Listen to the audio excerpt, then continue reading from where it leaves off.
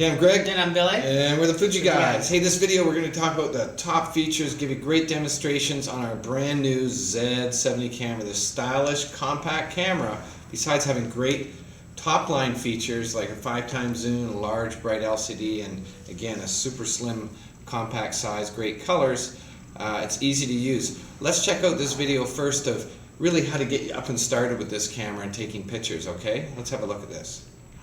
Hi, I'm Billy, one of the Fuji Guys. I'm here to show you how to get the Z70 camera up and running for the very first time. Of course, the first thing you want to do is charge your batteries, but once the batteries are charged, then you can sort of start taking pictures right away. In order to get the batteries into the camera, of course, you want to take a look at where the battery compartment is, which is at the bottom of the camera. There's a little tab that you can switch over to the open position, and it allows you to open up the battery cover itself. And of course, there's actually a couple slots here to put the batteries and the memory card. So I have the MP45 battery with me. You want to match the orange stripe on the battery to the tab on the camera, and the contacts will go in towards the camera. So if I do that, I should have no problems putting this battery into the camera. It locks into place so the batteries doesn't fall out. If I want to take the batteries out, I just slide this little tab and the batteries pop out again, like that. Okay, so I'm going to snap that back in. Secondly, you want to put the memory card correctly into the camera as well. It does have an internal memory, but we highly recommend that you use an SD card to give you a lot more shots. There is a little indication on the camera right over here at the corner, which is hard to see, but it tells you how to properly put the card in. If you take a look at how it works, you can see that the front of the camera. It's kind of tricky here. I'm just going to show you. I guess the contacts face the front of the camera, and by doing that, that should go in properly. And if you push that in again, it pops open. If I do it the other way, you can see it doesn't really want to go in, so don't jam that card incorrectly. Okay, so there we go. Going to insert that, close the lid, lock it in place. And to turn the camera on, there's two ways of doing this. You can also hold the playback button down on the back of the camera, and that will turn on the camera. Or you can just slide the lens cover down, which basically turns on the camera. See the lights come up. If I take a look at the back of the screen, you notice if it's the very first time you purchase the camera, you're going to have to set the date for that. You can use the directional pads, 2010. You can select it to be whatever date it is. Okay, date, time, and once you're done with that, you push OK. And you're all set, and the camera's ready to go. To take your very first picture, on the top of the camera, there's actually a shutter button. And by pushing halfway down, you can sort of focus on the shot before you take it completely. Again, if I want to take another shot, just push halfway down, and boom, snap the picture. You can also push the button all the way down as well, completely, and it will try to take the picture. Of course, it does add a little bit of lag because you're not pre-focusing before you take that shot. And if you want to take a look at the zooming on the image, we can take a look at the back of the camera. There's actually the wide angle telephoto button, and if we push that, you can see there is a 5x optical zoom lens on the camera. The lens does not extend, but it is an optical zoom.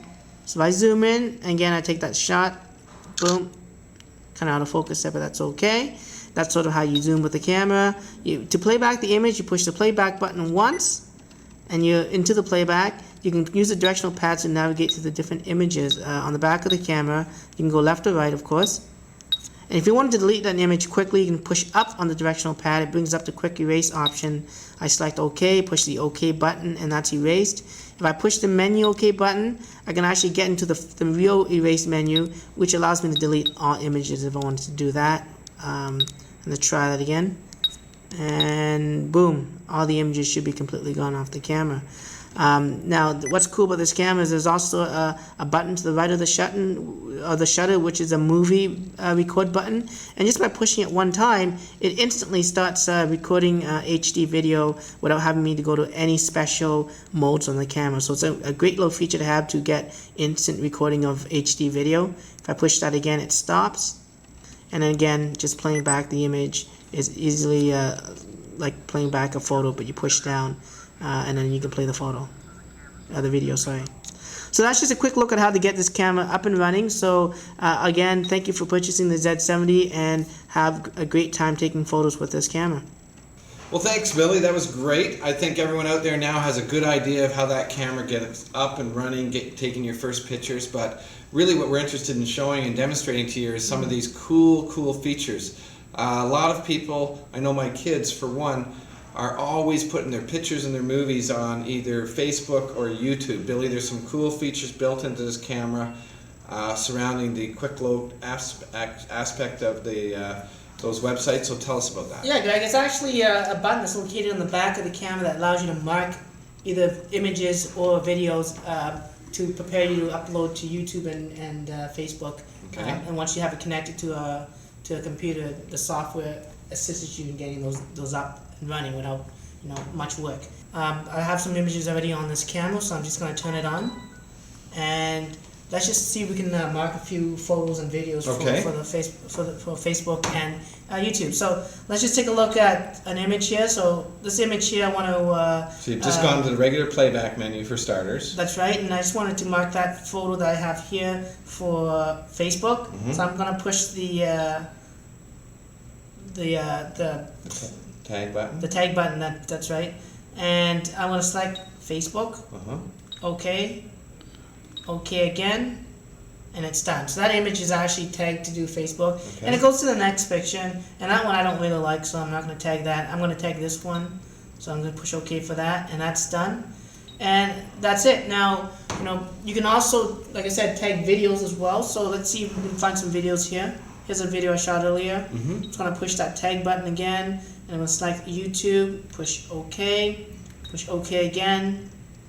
And that video is now tagged for YouTube. Okay, so essentially, it these cameras now, you get 2 GB, 4 GB cards. Sometimes you have hundreds of pictures of movies on these things. So here's a quick and easy way, as I see it, anyways, of going through and marking all those pictures, your favorite pictures, let's say, and your favorite movies that you in turn want to upload quickly and more seamlessly to Facebook and to YouTube. That's great. I understand there's another video that's going to go through showing the exact procedure of once you connect it to the computer. Good. And how it works. So take a look at other video on how to do that portion of it, the software side. Awesome. Okay, so let's talk about video. We've talked about YouTube and how easy it is to get video up. And video is becoming more and more important, especially on a camera like this where it's designed for a younger generation, or the YouTube generation, if you will. So a couple of things. First of all, this is now HD video. It is a 720 quality HD video, so as far as viewing that on your computer screen, it's a much larger view now. It's still at 30 frames per second, so it's a nice smooth video. Of course, it has sound. You can zoom with that 5x optical zoom during the time that you're shooting movies, and we've changed the design of the camera, so it's a one-touch now. So instead of having to go to the menu or turn an icon wheel until you get to the movie symbol, it's simply a one-touch and you're shooting videos. I love that. And then one other cool feature that you really don't see in a lot of cameras is the ability to edit. Why don't you just show me? I want to do a quick demo on this one. Billy, show us how I can actually take 3 movies and edit them together. Give us a little rundown. We'll show you a close-up of this one as well. Okay, sure, Greg. But before I do that, I do have a couple of videos I recorded earlier here. And one quick thing that you can do with the videos too, Greg, is you can trim the videos. Right. So sometimes you record the video, but the bad thing happens in the middle, and you don't want the front and the back portion. So I'm going to show you how to do that, as well as another cool feature there. So I've located my video.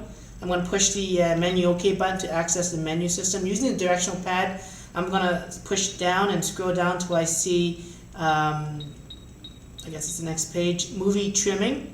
I'm going to push to the right once I have it highlighted, and now I can push down to play the video, and then when I push pause, this is where I can start the movie, the video. Okay. So I'll push OK to accept that, and I'm going to push play again.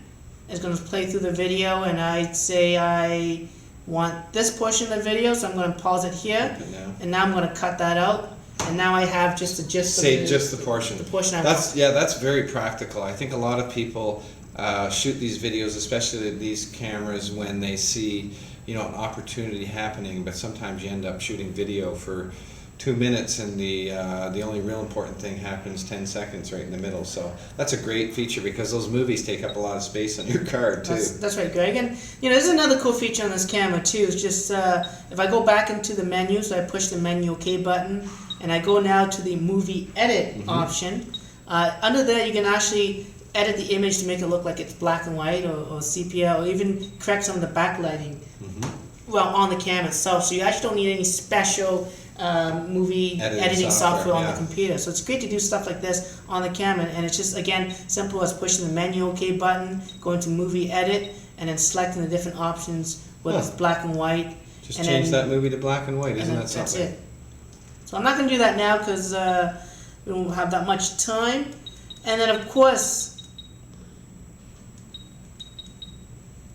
what Greg mentioned before, sort of taking, videos and merging two together. To do that, basically, you do it in the shooting mode. You push the menu OK button, and you switch the shooting mode to the successive movie feature. So that's on the back of the camera. So I've selected that. I'm going to push OK. And now when I record a video, which I'm doing right now, it records the video.